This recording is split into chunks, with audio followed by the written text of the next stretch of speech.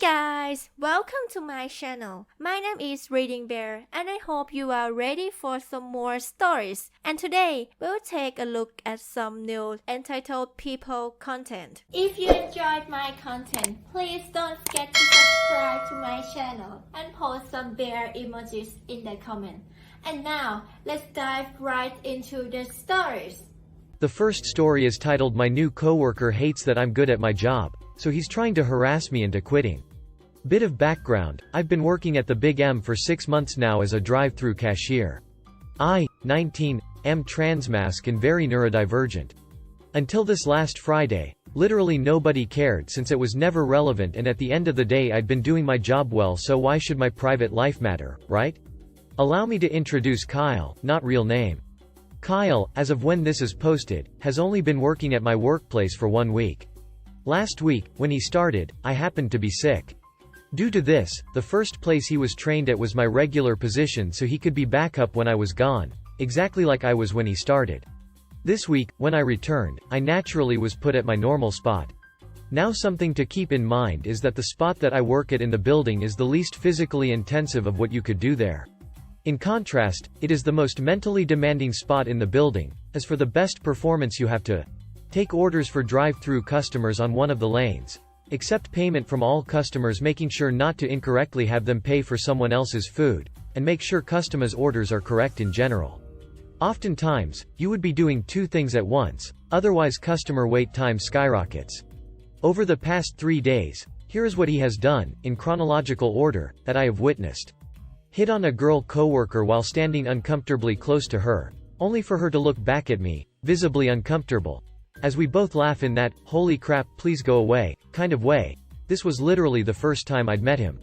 Told our night manager, NM, to his face that he has attitude problems, after being told to get off his phone and put his headset back on to help the customer who he kept waiting for 5 minutes because his friend came though the drive-through and wanted to call them, while he was working.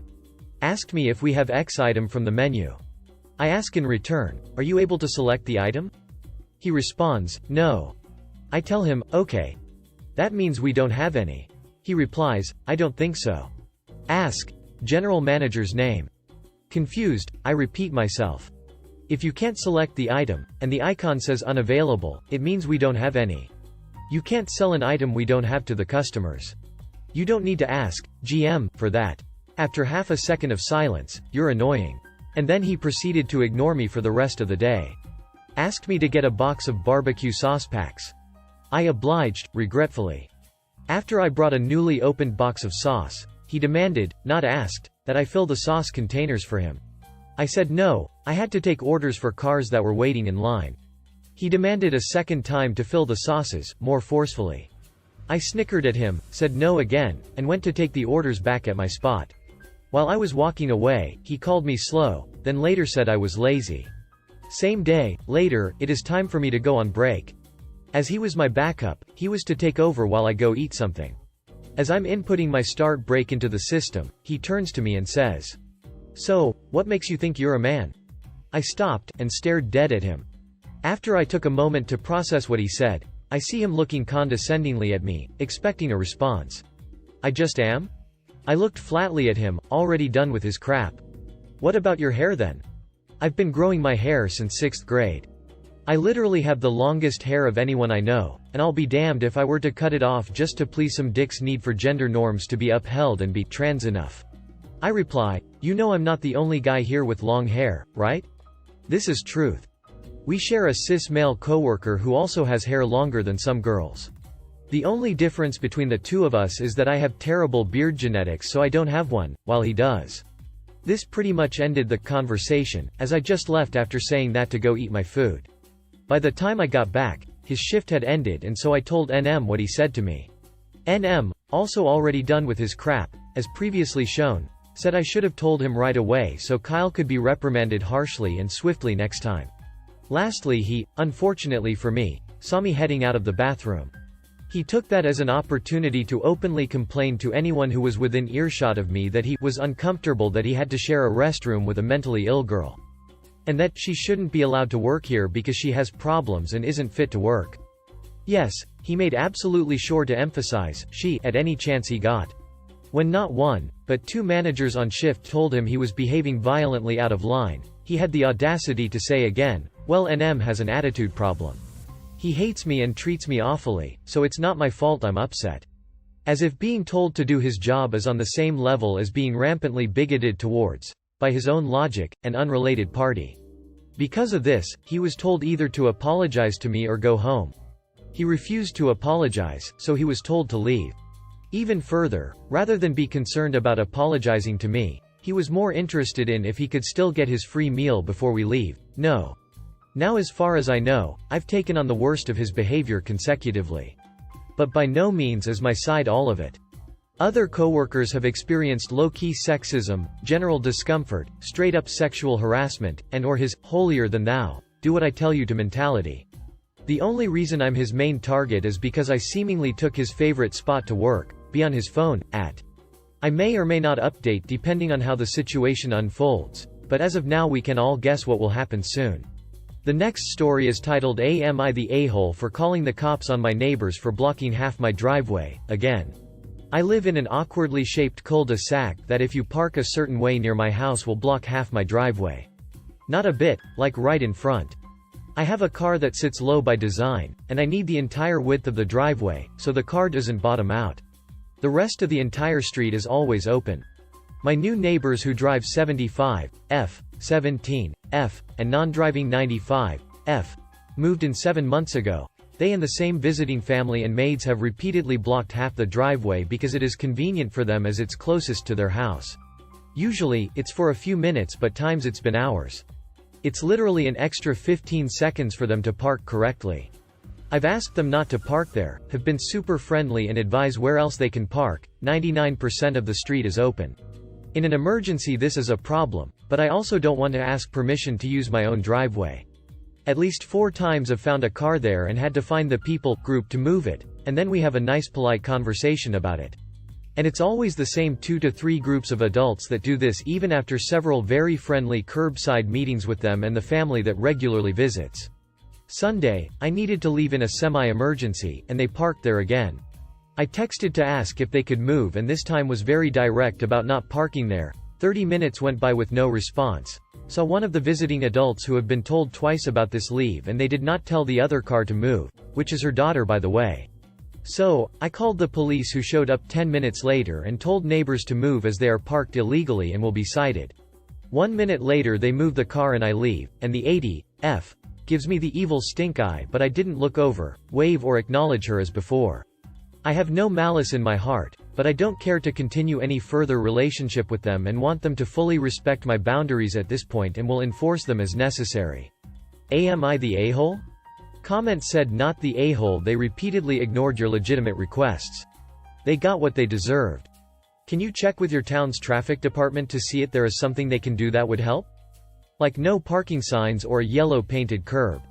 Another comment said not the a-hole, and from this point forward every time a car is parked there call the police. They have been given plenty of notice, do not allow it to continue. Once they get towed and have to pay the impound fee they will stop. The next story is titled Picky Homeless Man. So, there's this homeless man that I've seen for a few months on the same street. I try to help when I can if I have change.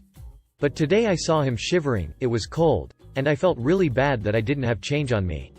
So I went to a cafe and bought him a meal, dessert and a hot chocolate. I came back to him and I gave him the meal plus hot chocolate. And he asked me if it was coffee, and I said no. He got angry and said he didn't want it. I told him he can take the food at least and he said he didn't want it either. He told me to get him a coffee and a different food or he'd throw away what I gave him. I was kinda shocked at the moment, like I'm a broke student, and I went out of my way to help. We went back and forth about it and I didn't want to throw away what I had got him. He requested me to throw it. That by the end of it I just placed it next to him and said if you don't want it maybe you'll find someone that does rather than waste it. The next story is titled Use Me for Your Gains? Have fun being divorced. Typing on my phone, sorry about the formatting. My Sil is a decade older than me and to be honest she has her way with words, lies, and is very manipulative to everybody. Anyways, one time she tried to use me to turn her husband against his mom, and me being young, naive and new to the family, went along with the plan. I instantly felt guilty after realizing it had absolutely nothing to do with me, but she made me feel like she was the victim. Months go by, and now I'm privy to her ways. I stop by their home to pick up my daughter and hear them discussing, fighting, about his parents and heard Sil say she has no problems with his mom. It just happened to be my luck that I walked in as she said this. Cue petty revenge. I casually say to them, well Sil, remember when you asked me to hide a voice recorder in your husband's mom's room so you can eavesdrop on her phone calls so you can prove to your husband about how bad of a mom she is? Did you ever find anything in there? After I dropped that bomb, I picked up my daughter and headed out.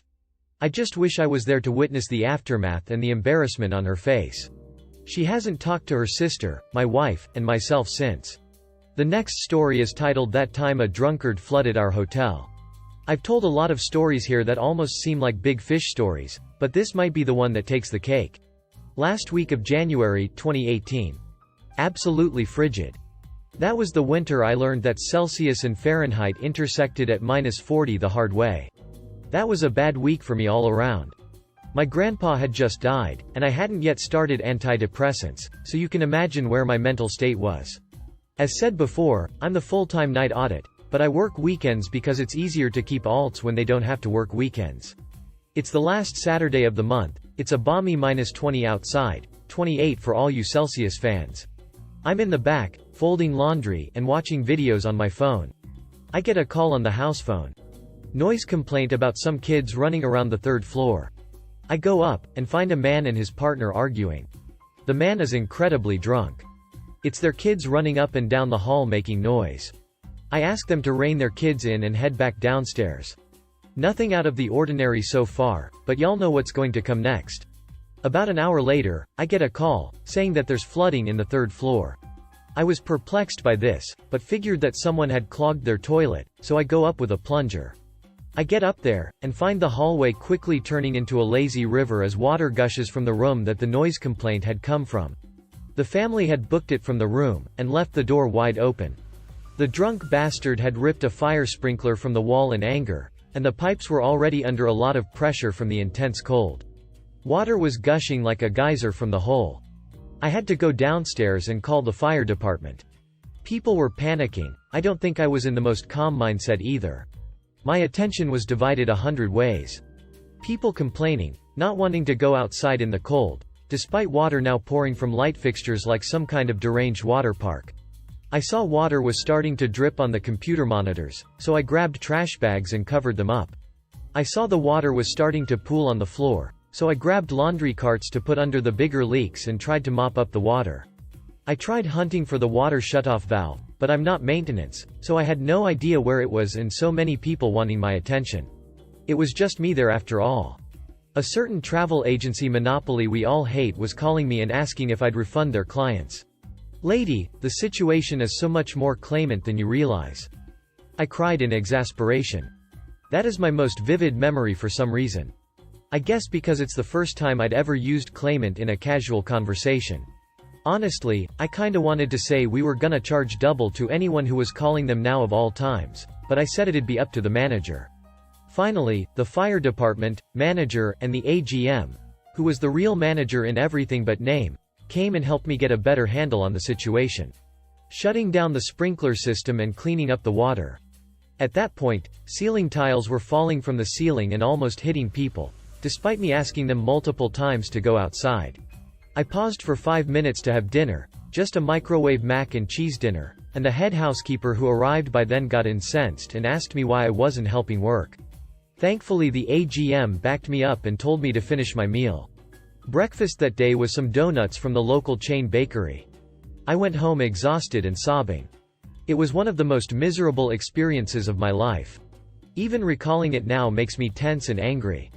The idiots responsible did eventually turn back up, spinning some BS story about how he had left a shirt hanging on the fire sprinkler. But, the insurance company basically told us that if we wanted coverage for the damages, we couldn't press charges and have to label it as an accident.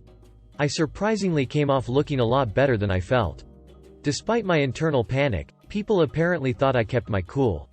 They said I kept back the Mississippi with a mop. I got a decent-ish raise and the closest thing to tenure you can get in the hotel field.